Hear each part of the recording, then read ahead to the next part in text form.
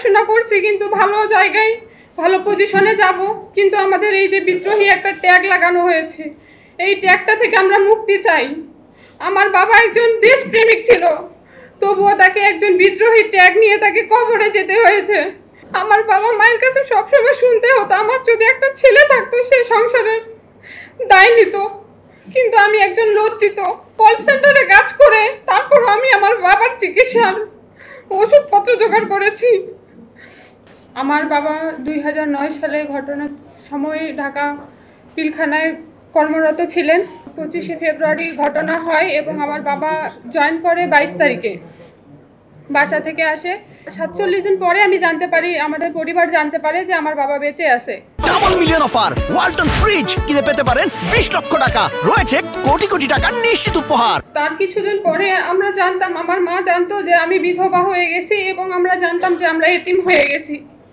তার কিছুদিন পরে আমরা জানতে পারি যে না, আমার বাবা বেঁচে আছে। হঠাৎ একদিন ফোন আসে যে না, আমি বেঁচে আছি।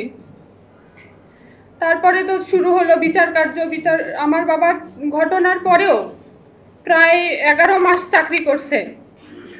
চাকরি করার পরে শুধু তাকে মিথ্যে সাক্ষী দেওয়ার জন্য তাকে অ্যারেস্ট করা হয়। তারপরে চলে গেল কারাবাসে। কারাবাসে থাকতে থাকতে আমার বাবা এক সময় অসুস্থ হয়ে যায়। 7 বছর তার জেল হয়েছিল। তার 7 বছর জেল হওয়ার পরে কিছুদিন পরে আমরা জানতে পারি যে আমার বাবার ক্যান্সার ধরা পড়ে, কিন্তু আমরা তার সঠিক চিকিৎসা করতে চাই, কিন্তু তারা আমাদেরকে চিকিৎসা করতে দেয়নি, জেল কর্তৃপক্ষ। ওভাবেই কিছুদিন পরে আমার বাবা কারামুক্তি পায়। মুক্তি পেয়ে বাসায় এসে আমি একজন অযোগ্য সন্তান। আমার বাবা মায়ের কাছে সবসময় শুনতে হতো আমার যদি একটা ছেলে থাকতো সে সংসারের দায় নিত, কিন্তু আমি একজন লজ্জিত।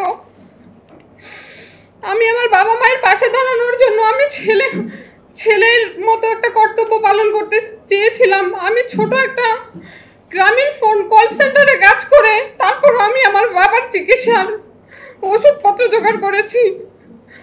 আমি এই জন্য লজ্জিত, বাবা মায়ের একজন সন্তান হিসেবে আমি পরিচয় দিচ্ছি। এখন বর্তমান সরকারের কাছে আমার একটাই দাবি যে আমাদের মতো এরকম ধ্বংস হয়ে যাওয়া সংসারগুলোকে একটু সুদৃষ্টি দিবেন।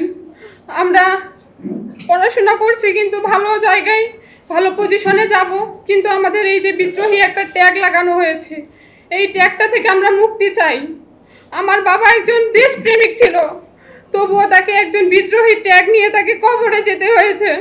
তারা এক বিন্দু দেশের মাটির জন্য যুদ্ধ করছে, প্রিয়জন ছেড়ে তারা বনে জঙ্গলে ঘুরে বেরিয়েছে, কিন্তু আজ তারা কেন দেশদ্রোহীর ট্যাগ নিয়ে তারা পৃথিবী ছেড়ে চলে যাবে? আমি সকলের কাছে এবং বর্তমান সরকারের কাছে আমি একটা অনুরোধ করব যে আমাদের এই ট্যাগটা মুছে ফেলানো হোক এবং যেসব বাবা চাচারা এখনও যেখানে কারাবন্দী অবস্থায় আছে তাদের যথাসাধ্য এবং খুব দ্রুত তাদের জামিনের ব্যবস্থা করা হোক।